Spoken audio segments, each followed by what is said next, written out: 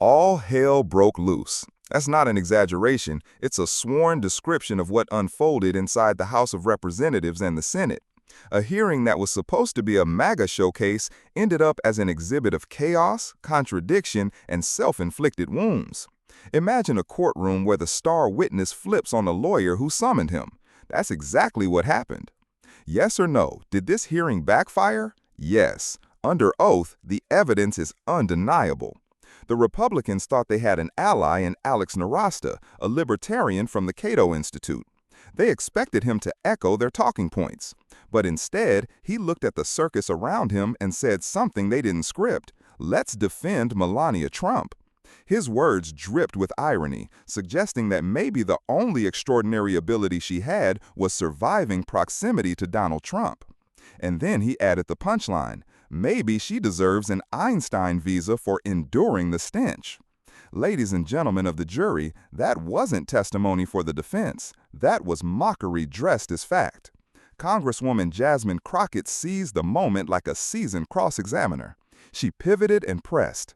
If we're talking about integrity, why not examine the so-called Einstein visa Melania obtained? She reminded the chamber, an EB-1 visa isn't for casual resume padding. It's for Nobel laureates, Pulitzer winners, Olympic medalists. It's for extraordinary achievement. Then she dropped the hammer. Last time she checked, Melania had none of those. And with surgical precision, she declared, the math ain't mathin'. The courtroom gasped because the punchline wasn't just about Melania. It was about the entire hearing. A spectacle where evidence and arithmetic refused to add up. But the MAGA bench couldn't let irony stand. Chip Roy, the congressman who drapes himself in libertarian colors while bowing to authoritarian habits, lashed out.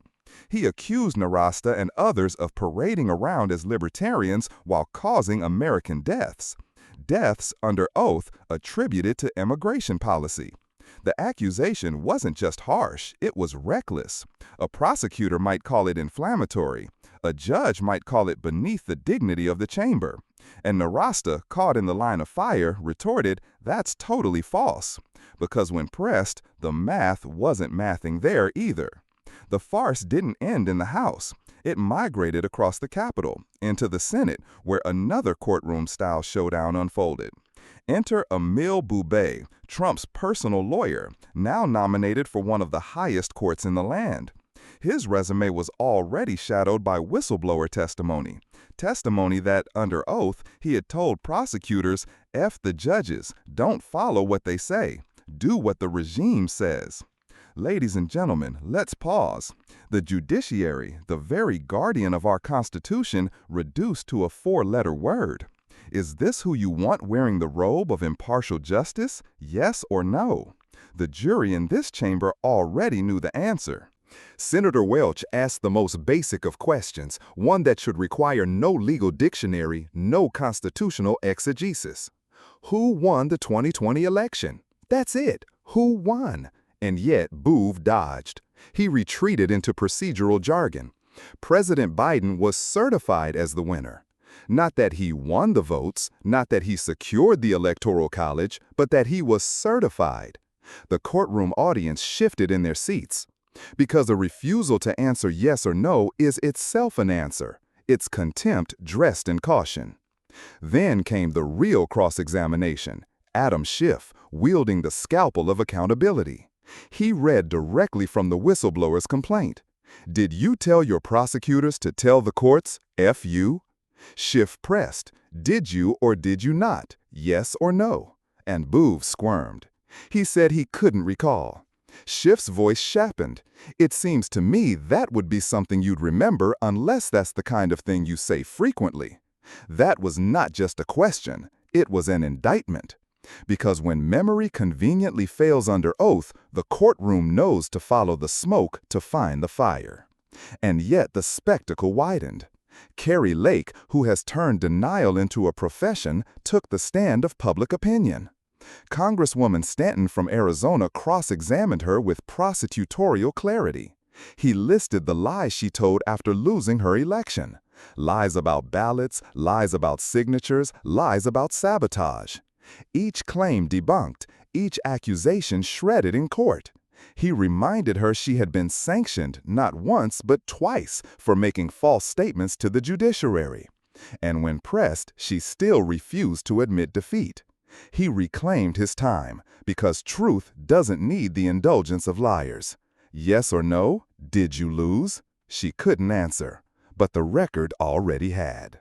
Lake grew desperate, clutching a photo of Donald Trump like a talisman in a trial. "Look at him," she demanded.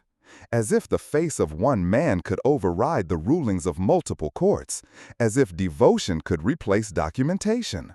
But in a courtroom, exhibits must be evidence. A photograph of a politician is not proof of integrity. It's proof of idolatry. Pam Bondi, another loyalist, attempted to deflect when asked about Trump's meme-coin dinners attended by foreign nationals. Instead of answering whether foreign influence compromised national security, she invoked border crime, violent murders, and liberal states. Objection, Your Honor, non-responsive. The question was ethics. The answer was evasion. And once again, the math wasn't mathing. The hearings, meant to showcase MAGA discipline, devolved into a parade of contradictions. Witnesses invoked Dr. Martin Luther King Jr. while displaying none of his theology of freedom. Congresswoman Bonnie Watson-Colin snapped back with righteous clarity. "Keep Dr. King's name out of your mouth." Because invoking King while sowing division is perjury against history itself. And while the clamor raged, there was a moment of sanity, a controlled experiment in what governance should look like. Senator Elizabeth Warren questioned Federal Reserve Chair Jerome Powell. Calmly, precisely, she asked why the new projections of higher inflation, higher unemployment, lower growth. Powell answered with data. He admitted tariffs were part of the change. There was no evasion, no idolatry, no four-letter words hurled at judges. It was a glimpse of how testimony should sound: clear, factual, responsive. The contrast was stark. On one side, a chamber of chaos. On the other, a witness treating the American people as a jury that deserves honesty. So what did we see across these hearings? A pattern. Anaphora demands repetition, so let's repeat.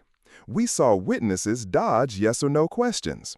We saw politicians lie under oath to the court of public opinion. We saw idolatry replace evidence. We saw perjury against truth, contempt for courts, defiance of the Constitution. And again, we saw the math not mathing, again and again and again. What we didn't see? Accountability from those who invited the chaos. What we didn't see? Respect for the judiciary, for the Constitution, for the rule of law. What we didn't see? Integrity in the face of evidence. The contrast itself is the verdict. The rule of law stood firm in the face of ridicule. The Constitution spoke even when others cursed it. The courts held their ground even when told F you. Ladies and gentlemen, here is the judgment. These hearings backfired because truth has a way of cross-examining lies. When pressed, the defenders of chaos collapsed under their own contradictions. And the verdict is clear. The rule of law is still the final authority. The Constitution is still the witness that doesn't falter. The judiciary is still the bench that cannot be bullied. So what is the call to action? To every citizen listening, remember this trial of democracy. Remember that integrity doesn't need a photo op. Remember that the Constitution doesn't stutter. And when you're asked, yes or no, will you defend the rule of law? The only answer is yes, because in this courtroom called America, the jury is us, and the verdict is still being written.